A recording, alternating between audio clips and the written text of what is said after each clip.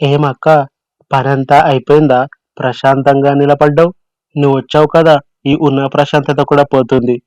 ఊకో అక్క, నువ్వు ఎప్పుడు చూడు నన్ను పొగుడుతూ ఉంటావు. నువ్వున్నావు చూడు, అసలు నాకు నీతో మాట్లాడనీకినే శాత కాదమ్మా. ఇంతకీ ఏం కావాలో చెప్పు. ఏంటి విషయం, ఇలా వచ్చావు? ఏం లేదక్క, అలా పలకరించి పోదామనొచ్చినా. తిన్నావా? ఏం కూర మీ దగ్గర ఈరోజు? మా దగ్గర ఈరోజు చింతపండు పులుసు వదిన. కావాలా పోసియాలనా నీకు కూడా కొంచెం గిన్నెలో? నువ్వు మరీ అంత మొహమాటంగా అడగాలా వదిన? నువ్వు ప్రశాంతంగా ఒక గిన్నె నిండా తీసుకొని దా.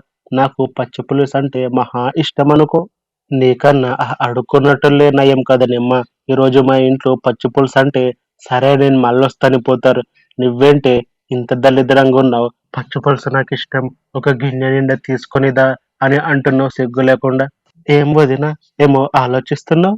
అదే నీకు గిన్నెలో పోసుకొని రావాలనా, లేకపోతే ఒక బొగన్లో పోసుకొని రావాలనా అని ఆలోచిస్తున్న వదినా.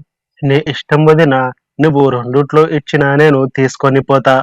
దీని తల్లి ఇదేం కరువు ప్రాంతం నుంచి వచ్చిందిరా నాయన. ఏం కావాలన్నా తీసుకొని పోతది, ఏ మొహమాటం లేకుండా. కాకి ముఖం దిక్కన్నో.